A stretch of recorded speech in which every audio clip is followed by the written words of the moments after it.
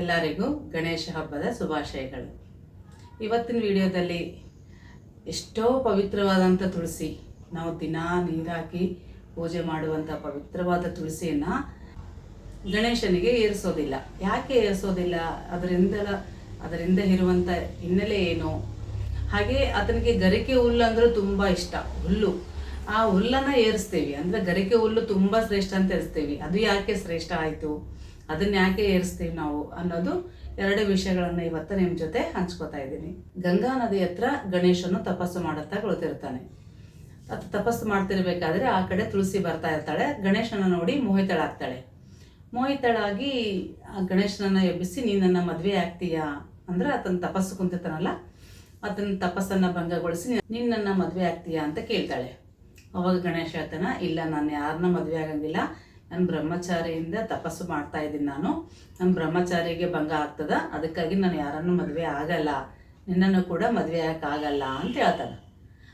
ನಾನೇ ಬಂದು ನಿನ್ನ ಕೇಳಿದ್ರೆ ನೀನು ನನ್ನ ತಿರಸ್ಕಾರ ಮಾಡ್ತೀಯಾ, ನಿನಗೆ ಇಷ್ಟ ಇಲ್ಲದ್ರೂ ಎರಡು ಮದುವೆ ಆಗಲಿ ಅಂತೇಳಿ ಆಕೆ ಶಾಪ ಕೊಟ್ಬಿಡ್ತಾ. ಅವಾಗ ಗಣೇಶನಿಗೆ ಇನ್ನೂ ಸಿಟ್ಟು ಬರ್ತದೆ. ನಾನು ಇಷ್ಟು ನಿಧಾನ ಮಾತಾಡಿರೋ ಸಹಿತ ನೀನು ನನಗೆ ಶಾಪ ಕೊಡ್ತೀಯಾ? ನಾನು ನಿನಗೆ ಶಾಪ ಕೊಡ್ತೀನಿ, ನೀನು ಮುಂದಿನ ಜನ್ಮದಲ್ಲಿ ಒಬ್ಬ ರಾಕ್ಷಸನ ಮಗಳಾಗಿ ಹುಟ್ಟಬೇಕು, ಒಬ್ಬ ರಾಕ್ಷಸನಿಗೆ ಪತ್ನಿ ಆಗಬೇಕು ಅಂತ ಶಾಪ ಕೊಡೋಣ.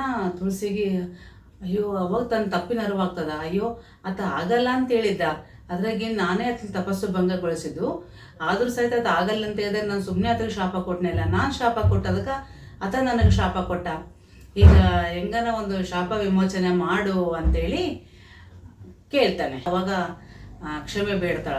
ಗಣೇಶ, ನಂದು ತಪ್ಪಾಯಿತು, ನಾನು ಹಂಗೆ ಶಾಪ ಕೊಡಬಾರ್ದಿತ್ತು, ಈಗ ನಿನ್ನ ಶಾಪ ಹೆಂಗೆ ಕೊಟ್ಟಿದೆಯಾ, ಇದಕ್ಕೆ ಹೆಂಗೆ ಮಾಡಬೇಕು, ನನಗೆ ಮುಕ್ತಿ ಕೊಡು, ನನಗೆ ಈ ಶಾಪಕ್ಕೆ ಪರಿಹಾರ ತಿಳಿಸು ಅಂತೇಳಿ ಅದನ್ನ ಕ್ಷಮೆ ಬೇಡ್ತಾಳ.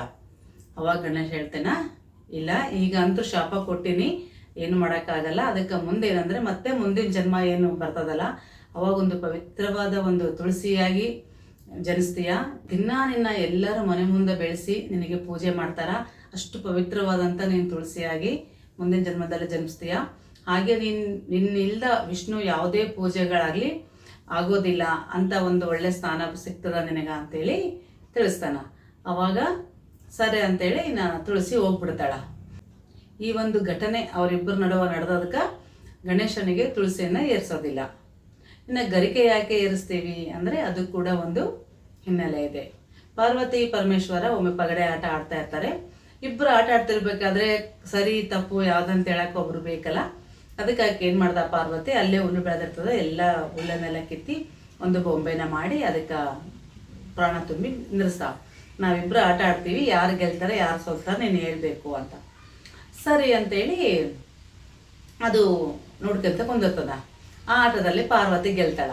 ಶಿವ ಕೇಳ್ತಾನೆ, ಯಾರು ಗೆದ್ರು ಅಂತ. ಶಂಕರ ಕೇಳಿದಾಗ ಏನು ಮಾಡ್ಬೇಕಂತೇಳಿ ನೀನೇ ಗೆದ್ದಿದ್ದಿ ಅಂತ ಹೇಳ್ತಾಳೆ. ಅವಾಗ ಪಾರ್ವತಿ, ನಾನು ನಿನ್ನ ರೆಡಿ ಮಾಡಿದ್ರೆ ನೀನು ನನಗೆ ಸುಳ್ಳು ಹೇಳ್ತೀಯಾ? ಆತ ಸೋತನ, ನಾನು ಗೆದ್ದೀನಿ, ಆದರೂ ನೀನು ಆತನೇ ಗೆದ್ದಂತ ಸುಳ್ಳು ಹೇಳ್ತೀಯಾ? ನಿನಗೆ ನಾನು ಶಾಪ ಕೊಡ್ತೀನಿ, ನಿನ್ನ ಯಾರು ಕಿತ್ತದಾಗ ಕೂತಾರಲ್ಲ ಹುಲ್ಲು ಅವ್ರ ಕೈಯೆಲ್ಲ ಕೊಯ್ಬೇಕು, ಕಟ್ಟಾಗ್ತದ ಅಂತ ಶಾಪ ಕೊಡ್ತಾ.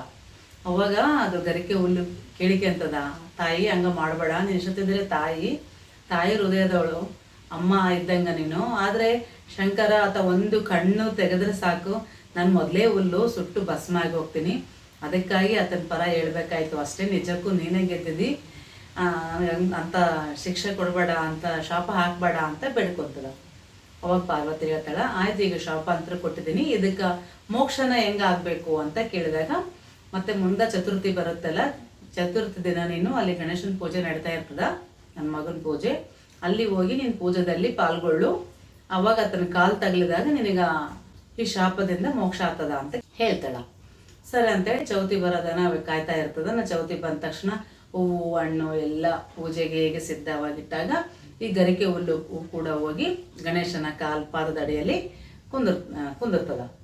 ಕುಂತಾಗ ಎಲ್ಲ ಹೂವು ಎಲ್ಲ ಸರಿಸಿ ಪೂಜೆ ಮಾಡ್ತಾ ಇರ್ತಾರಲ್ಲ ಗಣೇಶನಿಗೆ. ಅವಾಗ ಸ್ವಲ್ಪ ಹುಲ್ಲು ಮುಂದೆ ಇಟ್ಟಿರ್ತಾರಲ್ಲ, ಅದು ಕಾಲಿಗೆ ಹಿಂಗೆ ಕುಚ್ಚುತ್ತ.